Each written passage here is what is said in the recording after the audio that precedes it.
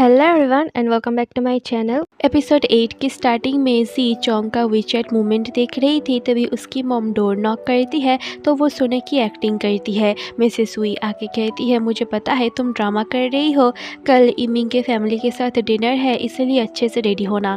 ये कह के वो चली जाती है। नेक्स्ट डे जी इमिंग के साथ नैनचैंग घूम रही थी। जी बस फ़ोन देख रही थी तो इमिंग कहता है, इतना फ़ोन यूज़ करना तुम्हारे शोल्डर्स के लिए ठीक नहीं है। जी कहती है, एक कॉमिक आर्टिस्ट को हमेशा ये सब करना पड़ता है। इमिंग पूछता है, कॉमिक तुम्हारा हॉबी था ना? जी कहती है, अब ये मेरा करियर भी है। इमिंग कहता है, मैं हर एक जॉब को रेस्पेक्ट करता हूँ इसलिए मैं तुमको सपोर्ट करूँगा और अगर तुम इससे इनकम ना भी कर पाओ तो भी मैं तुम्हें पैसे दूँगा। जी कहती है, मैं मेरे पैसे खुद अर्न कर सकती हूँ।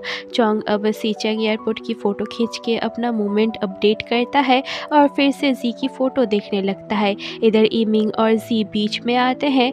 इमिंग जी से बॉडी रिलेटेड बात कर रहा था क्योंकि वो एक डॉक्टर है, पर जी बीच में दूसरे कपल्स को देख के चोंग को याद करने लगती है और उन दोनों की हर एक मेमोरीज को याद करती है। इमिंग जी को चुप देख के पूछता है क्या हुआ, तो जी उसका बहाना बना के चली जाती है और इमिंग भी उसके पीछे जाता है। इस तरफ चोंग सीचेंग पहुंच गया था। येन और बाकी सब चोंग को देख के बहुत खुश होते हैं। अब इधर डिनर टाइम होता है। जी इमिंग को कहीं और बैठने के लिए कहती है क्योंकि वो सीट नन के लिए जी ने रखी थी। इमिंग मान जाता है, पर जैसे ही जी की मम्मी आती है तो वो इमिंग को जी के पास ही बिठा देती है और फिर इमिंग और जी की मम्मियों वाली बातें करने लगती है कि तुम्हारा बेटा कितना अच्छा है, तुम्हारी बेटी कितनी अच्छी है, ब्ला ब्ला ब्ला। छोड़ो उनको। इधर ये लोग डिनर कर रहे थे। हुआ चोंग को कहती है, एक फीमेल स्टूडेंट आपसे बेसिक सीखना चाहती है। चोंग कहता है, उसे मना कर दो, मैंने बस जी को बेसिक सिखाया है और फ्यूचर में बस उसे ही सिखाऊंगा। ये सुन के सब चोंग को टीज करने लगते हैं। इधर मिसेस वुई इमिंग से पूछती है, तुम्हें कैसी लड़कियां पसंद है? तो इमिंग यहाँ इनडायरेक्टली जी के जैसी लड़कियों के बारे में बोलता है। तब नन और जी का एक्सप्रेशन तो देखने लायक था। मिसेस जियांग जी से पूछती है कि तुम्हें कोई लड़का पसंद है या नहीं। इसका आंसर मिसेस वुई देती है कि मेरी बेटी तो बाहर ही नहीं निकलती, इसे कौन पसंद आएगा। इस तरफ सब चोंग को कहते हैं कि जी को भी यहाँ आने के लिए बोलो। चोंग कहता है, मैं उसे क्यों कॉल करूँ, पर फिर चोंग आने की फ़ोटो खींच के जी को भेजता है। चोंग जी से पूछता है, तुम आओगी? इमिंग जी को मैसेज करते हुए देख लेता है। जी रिप्लाई देती है, मैं आना तो चाहती हूँ पर फिर मिसेस वुई जी को रोकती है तो जी फ़ोन बंद कर देती है। चोंग को जानना था जी आगे क्या कहना चाहती थी। अब सब डिनर करके बाहर आते हैं। सब जी और इमिंग को अकेला छोड़ के जाने वाले थे। नैन कहती है, मैं भी जी के साथ रुकती हूँ, पर नैन की मम्मी उसे लेके चली जाती है। इधर चोंग भी होटल आता है और जी को कॉल करता है। इस तरफ जी इमिंग को उसे घर छोड़ने के लिए मना कर रही थी, तभी जी को चोंग का कॉल आता है। चोंग पूछता है, तुम कहना क्या चाहती थी? जी कहती है, मुझे अभी बहुत काम है। चोंग कहता है, अपना कंप्यूटर यहाँ ले आओ और यहाँ काम करो। तो जी कहती है, मैं सोच के बताऊँगी। इमिंग तो बस चुपचाप खड़ा था। फिर चोंग कॉल रख देता है। इमिंग पूछता है, क्या ये तुम्हारा वही स्की मास्टर था? तो जी हाँ कहती है, वो ट्रेनिंग स्टार्ट कर रहे हैं तो चाहते हैं मैं भी ज्वाइन करूँ, बट मेरी मॉम को मत बताना। तो इमिंग उसे फिक्र करने से मना करता है। जी की टैक्सी आ जाता है तो वो चली जाती है और इमिंग एक दर्द भरा स्माइल देता है। जी अब कंपटीशन को देखती है और एक दूसरे नाम से कंपटीशन में हिस्सा लेती है। जी सोने चली जाती है और ड्रीम देखती है। वो चोंग के पास भाग के जाती है और उसे हक करके किस करने वाली ही थी, पर फिर उसका ड्रीम टूट जाता है। तभी उसकी मॉम उसे कॉल करती है। जी कॉल रख के मैसेज करती है, मॉम मैं अभी तक सो रही हूँ, बाद में बात करेंगे। ये बात मिसेस वुई जी के फादर से जी की शिकायत करती है, पर मिस्टर वुई तो अपने बेटी को ही डिफेंड करते हैं। इधर जी को समझ नहीं आ रहा था कि वो अपने कॉमिक का क्या नाम दे और उसके मेन लीड का क्या नाम दे। तो जी अब टाइगर एनिमेशन के एडिटर मिस्टर ज़ांग की बातों को सोचती है कि कैसे पहले हर एक डिसीजन लेने में मिस्टर ज़ैंग जी की हेल्प करते थे और सपोर्ट करते थे। वो मिस्टर ज़ैंग को कॉल करने की सोचती है पर नहीं करती और अपने पुराने असिस्टेंट लेफेन की मूवमेंट्स को देखती है और लेफेन के ऑफिस उससे मिलने जाती है।